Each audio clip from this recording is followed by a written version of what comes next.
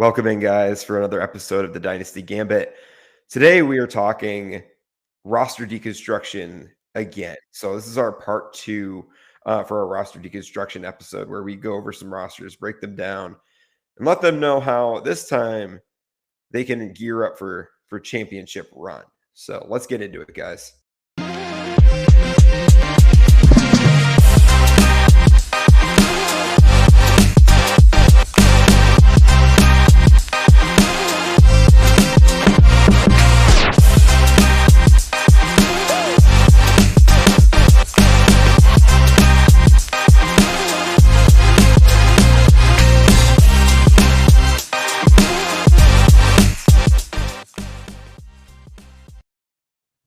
All right, and we are back for another one. This time, as the season's closing out, we wanted to go over another roster review episode, just so that way people who would submit them to us could get an opportunity to be able to adjust their rosters for gearing up for a championship, as I kind of said in the intro. But Austin, how are you looking for some of your teams? Like, are you making some roster moves right now to make that championship run? Or do you have a couple teams that are looking to rebuild or potentially selling off some old assets? Yeah, I mean, it's crazy that we're already, basically we're going into week 10, so we're 2/3 of the way through the regular season of most fantasy leagues.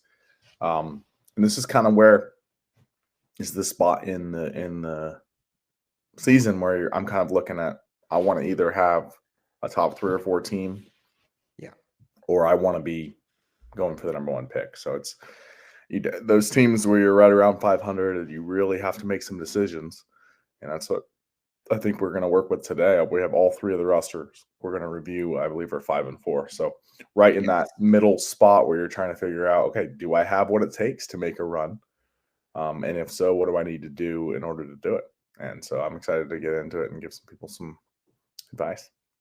Absolutely. So the first roster I'm going to be pulling up here. So we have Tiz's roster here.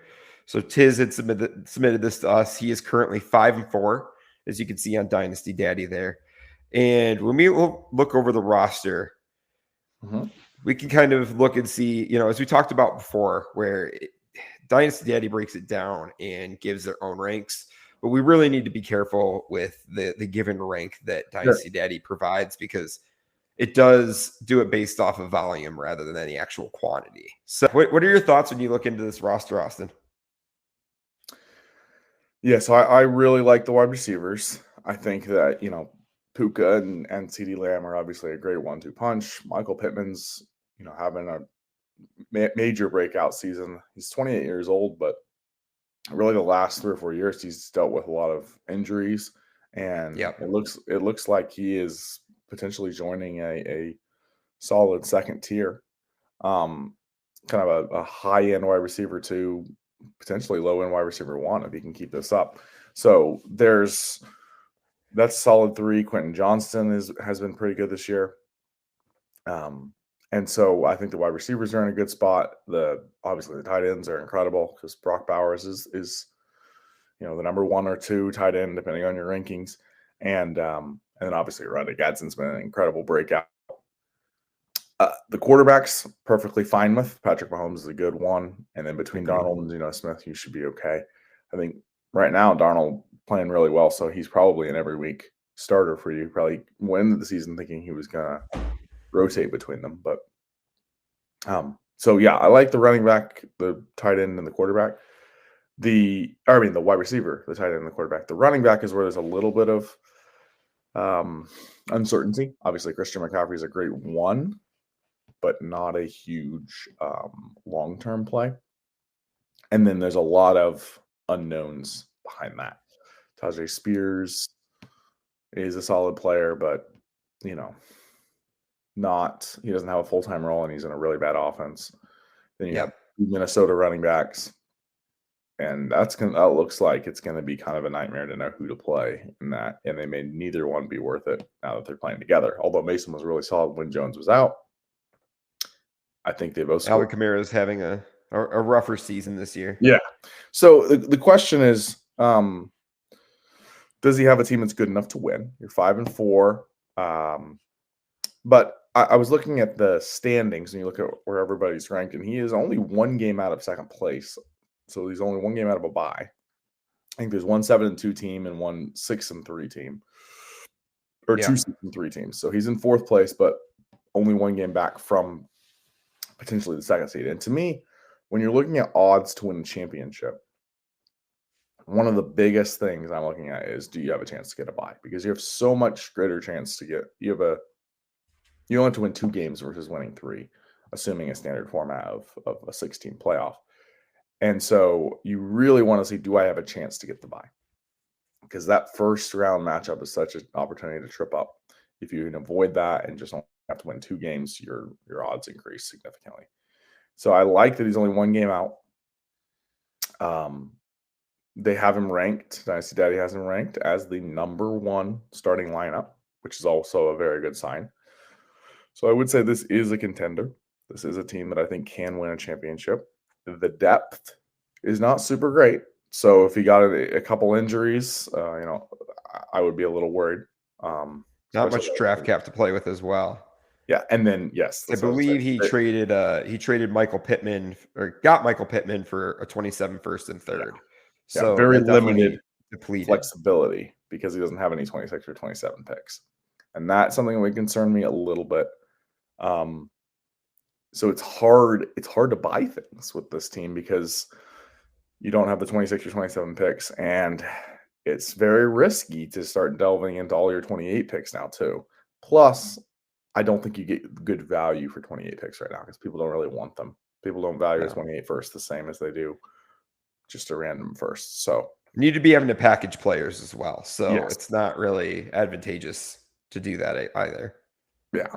And so my thought though is maybe if you wanted to strengthen RB2, maybe you can flip Kayshon Boutte or Troy Franklin for a running back. Or maybe you can package Kamara or one of the Minnesota running backs with, Franklin, Boutte, Wandale, one of those guys, and maybe get a slight upgrade at running back. But I don't see any huge moves this team needs to make. And you want to be careful not to go too all in because you already have some older guys on this roster and no draft picks. So I think it's a team that can win just like it is. But it is a bit on the edge because of the fact that I do think 1 or 2 injuries, like Mahomes or McCaffrey gets hurt, this team doesn't really have the flexibility to go out and get replacements. So it's just, I don't know. It's a tough spot, but I think it's a team that can win. So you don't want to. I definitely don't think it's a sell team. Right. But yeah, what are your thoughts? Yeah, I'm in the same position. 1 second. For some reason my audio had kind of let go there. But yeah, I'm in the same position. The thing for me is I think the depth is the part that kills it for me. Like I think, you made a good point. If you get a bye, you get basically down to 2 games that you have to win. But you have to hope that none of these guys get hurt. And the RB2 spot, like I think the wide receivers, tight end, and quarterback position can carry the running back position since you just, you have Christian McCaffrey in that RB1 spot. So it's doable, but it doesn't give a lot of flexibility. So, definitely in the future, as after you win this championship, kind of see what you can do with some of these older assets to recoup some of that value. Because I think that's the only downside to this team. But I agree, Austin. I think this is not at a point to sell. It's a point where you go for the championship and look for the win. Yeah, I think I like this team a lot better because it looks like it's the start 10 than I would if it was start 11 or start 12, where depth is more important. So I think he could probably get away with it. You have Jordan Mason, Aaron Jones, Quentin Johnson, Troy Franklin, Wando Robinson, all who are not currently starters. And all those guys I think are startable players. So that's kind of and even Boutte's had some really good weeks. And then Geno Smith he's not great, but he can have weeks like he had last week where he puts up 20-something fantasy points. So there are he's a capable third. I don't want him as my QB2, but as a third, he's a solid starter who's really probably not in danger of losing his job. We'll see. Yeah. But Yeah, definitely. I would probably think he's pretty safe for the rest of the season. So, and that's really all you're looking for with a QB3 is just the guy who's going to be there. So it's like if I have to start him, he's there. He's going to start. So, yeah, I would say overall this team is a team that can compete. I might make some small moves, like I said, with he's got a bunch of those extra receivers that are kind of in that barely flexible range. And if somebody needs a wide receiver because they've had a couple injuries, maybe you can get a running back. Kamara has been very difficult to trust. I have him in quite a few leagues because I bought him as like a cheap, contender buy, but man, he's been terrible. I mean, like really, really bad. I think he scored less than 1 point last week in standard PPR format. So it's been tough. It's not all Kamara's fault. The coaching staff hasn't really used him.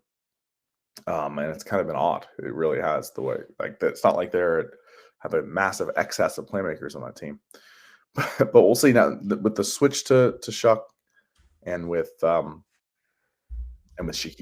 now traded, there's just even less to work with. So I mean, you would hope that he'd be worked in a little bit more. But it's tough to know. Like if this is your team, who are you starting at RB2 this week? Right. I mean, the hope would have been that Pollard would have been traded at the trade deadline. Yeah. And then Tajay Spears would have had more of an opportunity. But Tajay is probably at best like a RB2, low end RB2, high end RB3 in fantasy. So, you have to see who the hot hand is, roll with it and see who the best matchup is in that week. And hope that you can just kind of rely on the other positions of strength to win you games. I do think this is something of note. I think people, and I can do this too, as I'm staring at my roster and trying to figure out where can I improve. People can freak out too much about one empty spot. So it's like if you have 9 solid players and one player that you're kind of rotating in, the difference between a guy scoring 8 points and a guy scoring 11 points is probably not going to make or break many weeks. If Puka scores you 28. Yeah, exactly. Think about how many times you have matchups where it's determined by less than 3 or 4 points. It's not very often, right? There are some, but most of the time you're winning by 10 or 15 either way. So yeah, when you have guys like Puka and Lamb and McCaffrey, those are all guys that can drop you 30 to 40 points in any given week. So yeah, that gives you a lot of. You have and Bowers, right? Bowers, how many points did he score last week? Depending on your premium, he could have been upwards of 50 points. So he's got some huge boom players, which is definitely what you want when you're talking about a championship contender. But obviously, he's probably had some tough luck losses looking at his record and the team he has. He's probably lost some close games. So, there's definitely a risk that it doesn't pan out. And then you're in the offseason and you've got some of these. You got all veteran running backs. Your wide receivers are still pretty young, and your tight ends are young, so I think you're still fine. It's not like you have to do a blow up. But yeah, I definitely think it's a chance to win, and I would make some small moves maybe to position yourself a bit better. But I don't think there's any big swings that need to happen, and that's good because I don't think he really has the capital to make big swings right now. Right. Yeah. So we'll go ahead and move to another 5-4 roster. All of these guys they submitted them to us when they were 4-4 the week before, and they happened to win. Each of them win the next week. So that's good. Makes things a little easier here. And I think there were some moves that were made in between when the rosters were submitted, and of course when we're going through them now. So we're going to see that real time as that reflects in Dynasty data immediately. That's not going to change our roster review at all, but let me just go ahead and change over to the other roster here. Okay, so also I think that you said he did Pittman for a 27 first. Is that right? That was the trade. 27 first and third. So that's kind of on the edge for me. Yeah, I'm fine with the first. It's not terrible. Pittman. Because I think that team needed a good wide receiver 3. So I think that makes sense. First and third might be a little high, but I think Pittman's he's quickly approaching sort of that. I mean, if he keeps this up the rest of the season, I think that kind of that Nico Collins, Garrett Wilson, T. Higgins, kind of that range of wide receivers. So I don't think I it's mean, bad. he's kind of been like a top 20 guy every Yeah. week. I believe he's So like wide receiver 8 it's season, something like that. yeah. Yeah. So you gotta roll into that. And I think, that was a pretty good acquisition, even if it was a little bit of an overpay. This is Heisenberg's roster. He had submitted this to us. 1 second. Not that roster. It's yours. Yes. Crazy. Wild. We're doing a roster But, for you. yeah, who would have known? I would talk you into this, Austin. We were actually doing my roster inside the entire time. Let's see here. Just wanted to make sure. I was gonna say, I was looking, I was like, man, this is not as good as I remember. That was definitely a rebuild roster. Yes. No, I am in to not talk too much about my roster. I'm in full on rebuild mode, actually. Let's see here. I'm not going to spend too much time on this, but yeah, you can see my best running back asset is Woody Marks. Yeah, you got to get a lot of good feature capital though. Yes, I got the good bones. Like I have Bo Nix and I have Cam Ward, and I have, as you can see, I have the picks. So that is where I have my strength, and I have CeeDee Lamb and Rashee Rice. People, it's funny. I just not to take too much time, but to speak on Rashee Rice, like so many people have come knocking on my door trying to pay buku bucks because I've been holding on to this guy, and I've been getting offers of like a first and a second or a first and 2 seconds. And it's like, nope, you waited too long.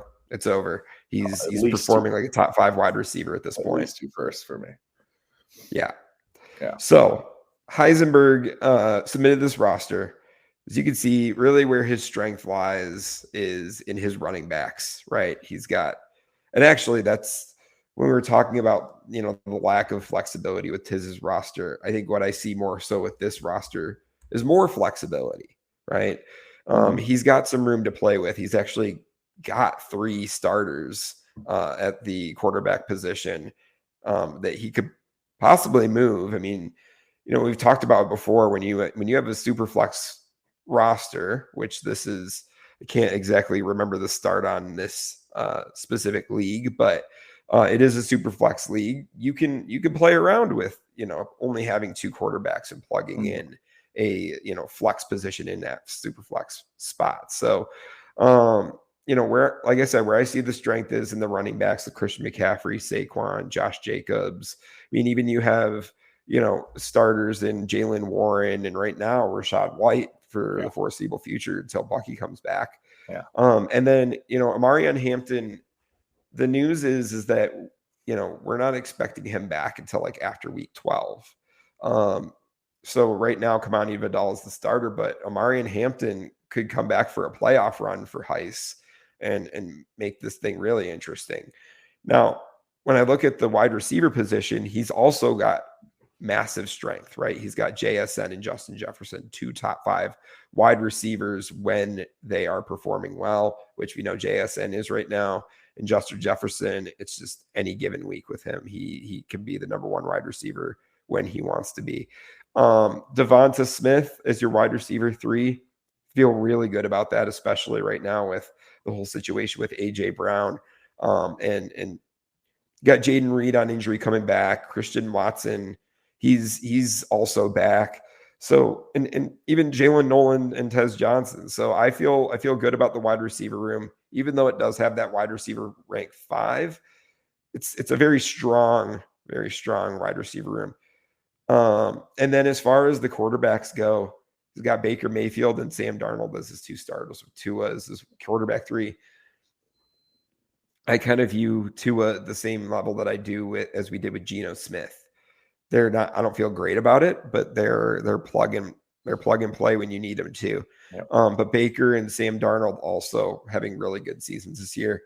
And then as far as the tight end room, he's got Travis Kelce, Dalton Schultz, and then Cole Kmet, Jake Hodges, and Hunter Long as his backups. But Travis Kelce, man, every ho-hum, he's just putting in another tight end 1 season. And then he's got decent draft cap, right? He's missing the first from his Yeah, okay. No, he traded a decent amount of his 26 picks, but he's still maintained a 26 first from another team, and then traded his 26 first, 27 first, but he's still got decent draft cap to be able to move around if he needs to be able to make a move. What are your thoughts here, Austin? Yeah, I mean, similar to the last one we looked at. I mean, he's got the number one starter rank. So, I mean, I think this is definitely a contending team.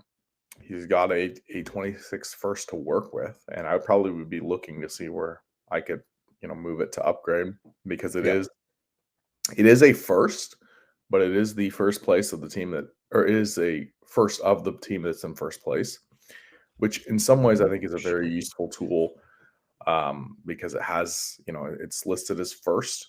I believe he's in first or second place, but the guy 7-2 at yeah. there. So so even though it's just so much more attractive to other teams than an early second. It just is. It's just the way, it's a psychological thing that elite first seems like it's worth so much more than an early second. So you're getting that first name cachet without necessarily giving up a pick that's any better, or I mean it's gonna be any better than 110. So yeah, I think that's a good asset to try to move when you're a contender, is a late first. If you have something, you don't have to move it just for the sake of moving it, but if there is an opportunity. A couple things I was looking at is I love the quarterback combination, really. Outside of having like one of the really top end elite quarterbacks, a combination like Baker Mayfield and Sam Darnold, and then strength at the other positions is what wins championships these days. And, having two value play quarterbacks. Tua, like you said, is a body that's starting. He's like Geno Smith, very much like that. I wouldn't.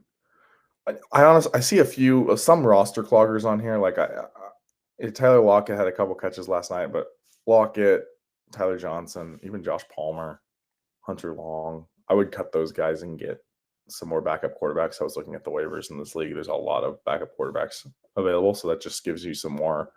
I think those are just more likely to be guys that can get starting opportunities, and you can flip to recoup some capital if you want to. But that's kind of a side note. I think you could maybe try to sell high on Sam Darnold and upgrade the quarterback position if you wanted to, like add a first to Sam Darnold and see what you could maybe get. I don't think you have to do that, but it's just something you could look at. If somebody's like willing to sell, I don't know, willing to sell Jalen Hurts for Darnold in the first, maybe you think about it, something like that. Maybe just kind of see what's out there. Yeah. Or you could maybe try to upgrade tight end. Although I think with a contending team, Travis Kelce is a perfectly fine tight end the rest of the way. And Dalton Schultz has been startable. I mean, I'm sure he's comfortable having Schultz in the lineup this week with Kelce on bye. So I don't think you necessarily have to make a big swing at tight end. Those two guys should get you to the finish line. The thing I'm excited about with this team is he's 5-4 in a pretty good spot. He does, there's a little bit of perilousness with 5-4 is like, okay, well, if I lose 2 in a row, suddenly I'm like, oh, I'm fighting for a playoff spot. But I do think that you got a good enough team that he should be okay. He has McCaffrey again, like the last guy we looked at, and Saquon, some great win now pieces. Yeah. But one of the keys for me is that he has 2 kind of built-in trade acquisitions for the playoffs, and that is Omarion, Hampton, and Jayden Reed, who could both be starters for your playoff team and are expected to be back by the time the playoffs start. So that when you kind of have these kind of built-in upgrades to your team with guys coming back from injury, I think that makes you feel a little bit more comfortable and makes you be like, okay, I think I can do this. So I'm comfortable saying that this is a team that can compete and win. And I still think, what we saw from Hampton early in the year, and even what we're seeing now from Vidal, even though it's kind of been up and down, is the Chargers seem fine, and Jim Harbaugh seems fine riding one guy, which I think there's early in the season they were trying to do a committee, but because of injuries they've kind of not been able to. I don't think Vidal's come in and like stolen too much spotlight. He's been decent and he's just got a ton of volume, but I think it bodes really well for when Hampton comes back, him being a workhorse and potential league winner if he's back week 12 or 13 for the playoffs. So I'm excited about that for him. Jayden Reed can be a flexible guy as well. So there's some like I said, kind of some built-in acquisitions where I don't think you have to make a big swing. But with having a 26 first, still, I think that you have the capital that you can make an upgrade if it's there. I don't think you have to necessarily force it. I think the running backs are in a good spot. Probably could maybe use one more wide receiver upgrade or upgrade quarterback if the opportunity is there. I wouldn't force that, but if the opportunity is there.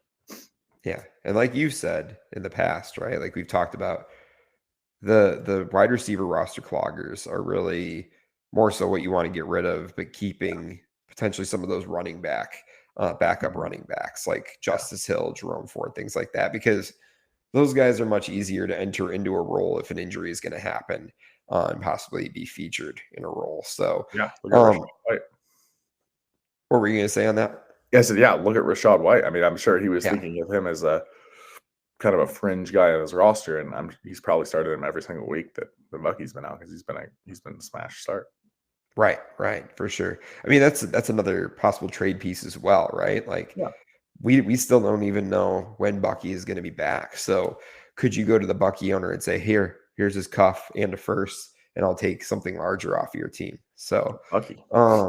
Possibly making moves like that. Some of the stuff that you were talking about earlier, Austin. I think all of that's good.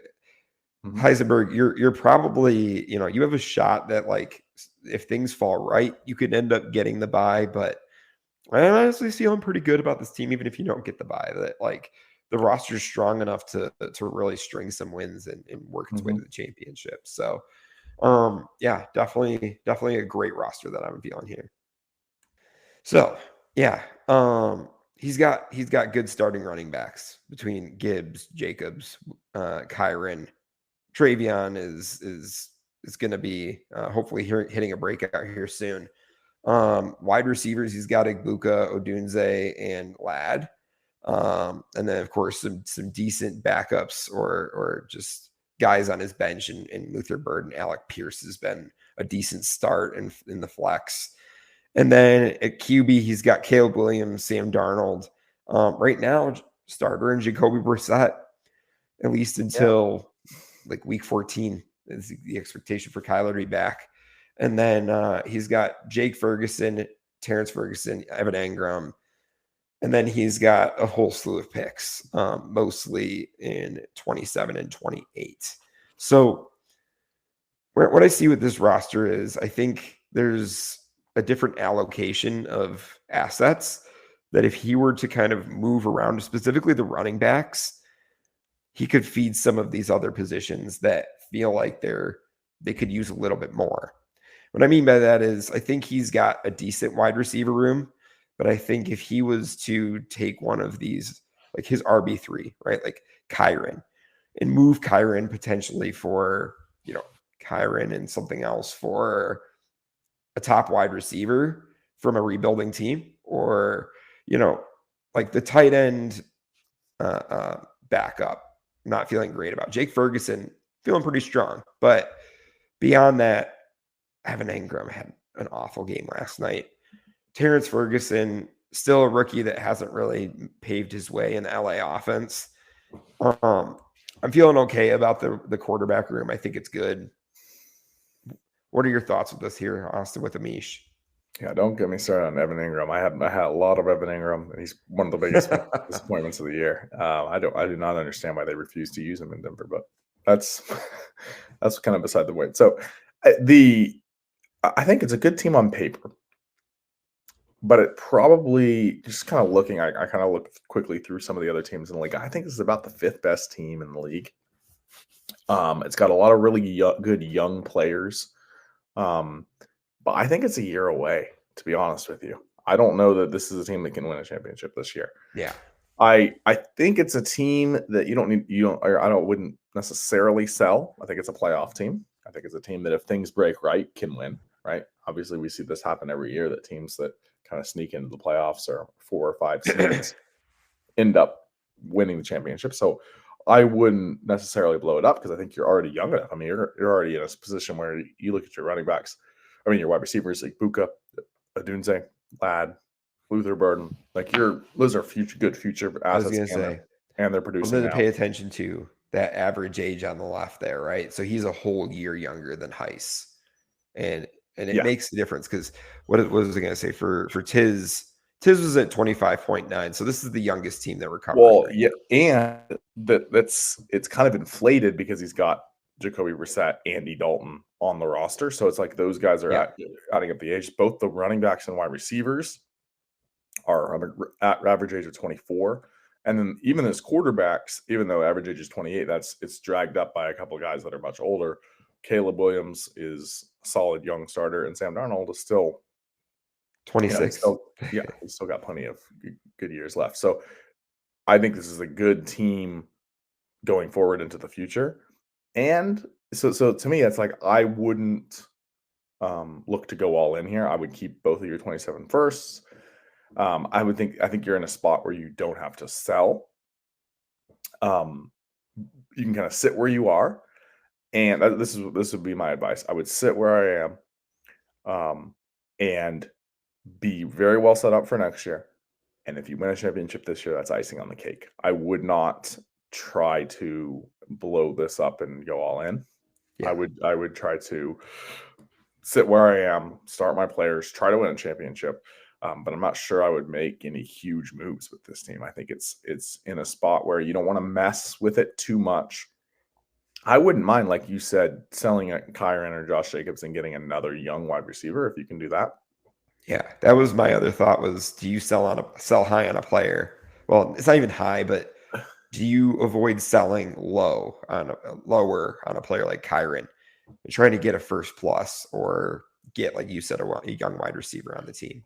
Yeah, I think you could. I think I would be more likely to want to, because I think this team is, like I said, is a playoff team and is good enough if things break right. So I don't want to give up a chance, right? Because I think this isn't a team that's on the edge of making the playoffs or not. I look at this is a solid playoff team.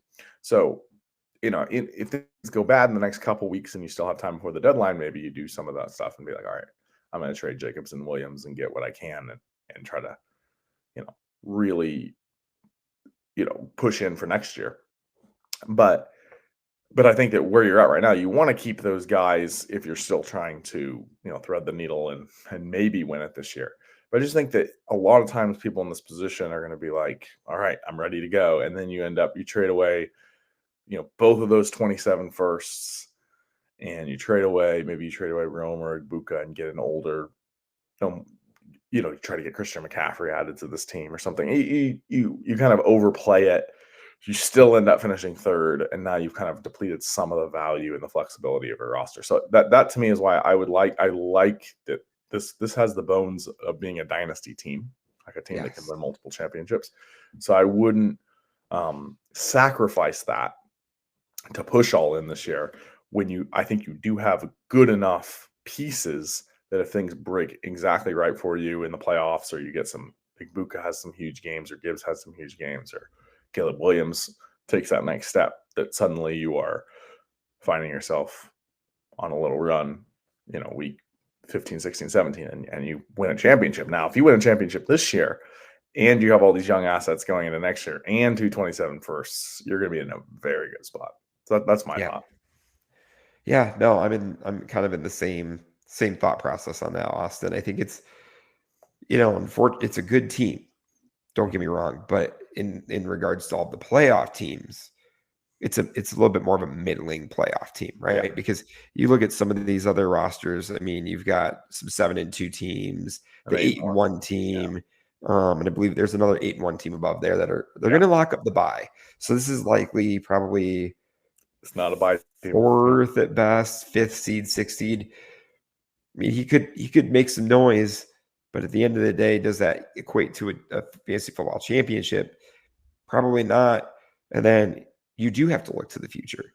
But this team has, like you said, the bones to make some runs. And I think if you did, let's say you decided you're like, I'm not feeling good about it, but like you're not ruining your playoff chances by trading Kyren Williams. Now, if you're to trade Jahmyr Gibbs or Emeka Egbuka or another asset on your team, not a move to make, but Kyren Williams, aging asset that is not exactly the most stable in LA.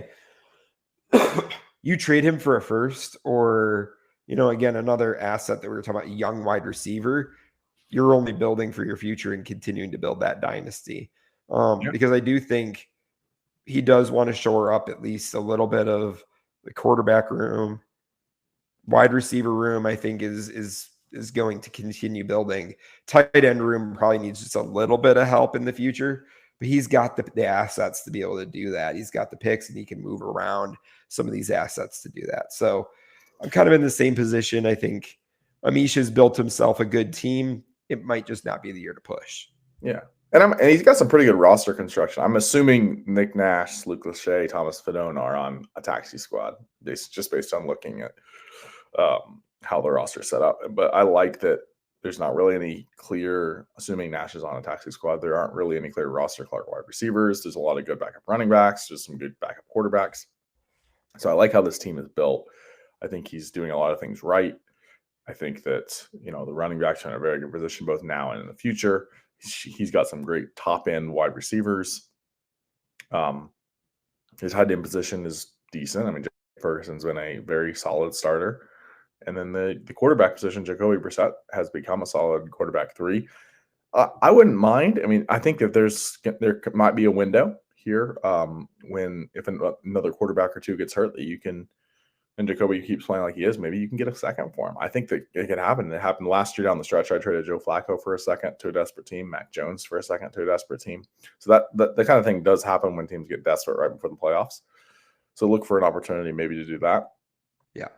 So maybe some small moves here and there, but I wouldn't make any huge swings unless you lose the next 2 and you're like, okay, this is not going to be like I need to, because Jacobs and Kyron are both, they're vets at this point. And so I don't mind. And, week 12, week 13 is when these guys are at peak value, because it seems like, man, if I could just get one more 18 point per game running back on my team, it's going to be the difference between me winning and losing. And that may or may not be true, but there are a lot of people thinking that way. And so sometimes you can get 2 firsts for a guy like that in that spot. And then maybe you do that. But yeah. Going back, I think Amish had shared with us that this is a large taxi situation. So I think a lot of these guys that are rookies are on the taxi. So definitely like a good way to stash those guys without having to affect your overall roster number there. But yeah, Amish, I think you've got a solid team. Just build for the future, man, and hopefully you win one this year.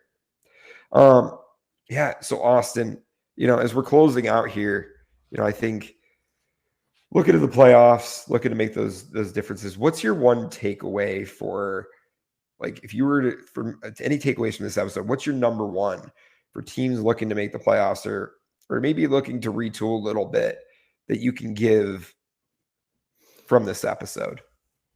Yeah, I think one of the things is assess yourself against your league mates. Try to take a look at who else is in the league and think, do I really have a realistic chance to win a championship? And so I think take an honest look at your teams. And if you think that you have a team that can win, you have one of the 2, 3, 4 best teams, I think don't be afraid to sell first at this point in the season.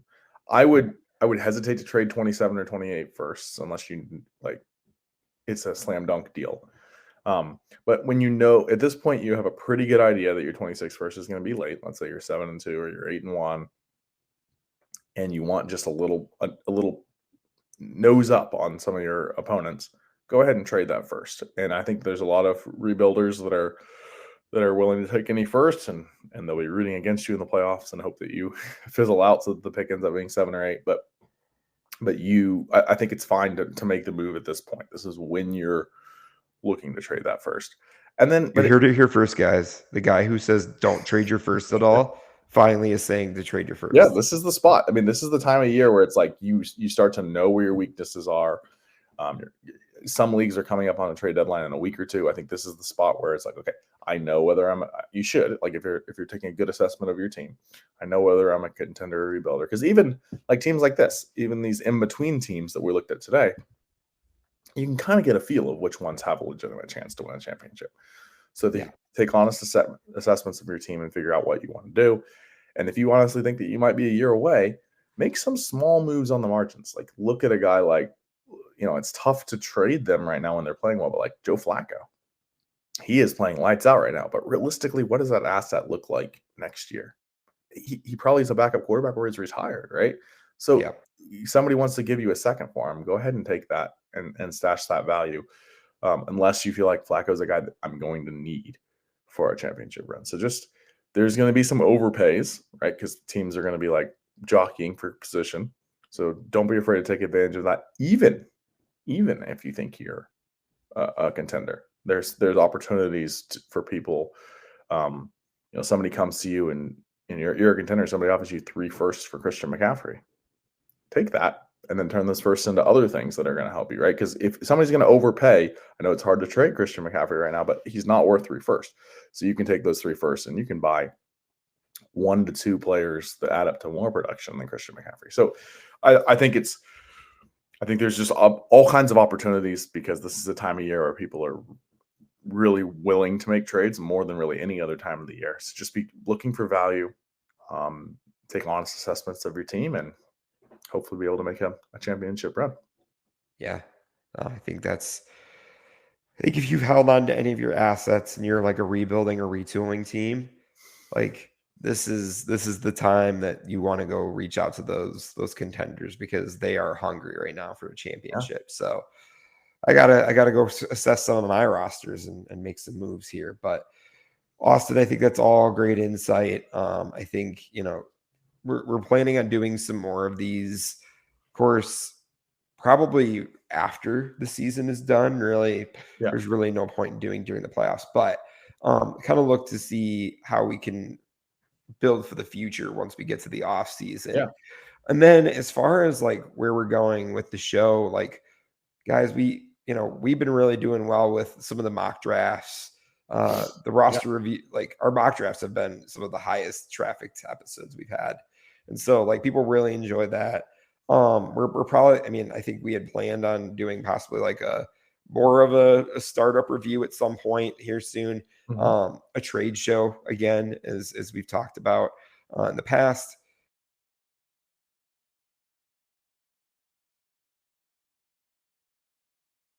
And we want to give you that content, but I want to thank the FSA on Grindhouse and everything that they provide us for having a platform. Definitely please like, subscribe, and definitely tune into our stuff, right? Like, if you want to get into our social media, please feel free to reach out to us. We've got the free Discord that's always going. It's always people looking for, whether it's trades, like quick roster reviews on there, anything that you need, definitely hit us up there. Anything else, definitely reach out to us. But any closing remarks, Austin? Yeah, appreciate everyone for watching the videos. Our last couple have been some of our most viewed ones, so excited about where we're going with this, and thanks for FSA for giving us this opportunity. Discord's been great. We're at the Sports Bar Chat channel is always popping during game days, so it's fun. Absolutely. Come join us over there. So anyway, definitely feel free to follow us, like and subscribe, and then we'll catch you on the next one, guys. All right.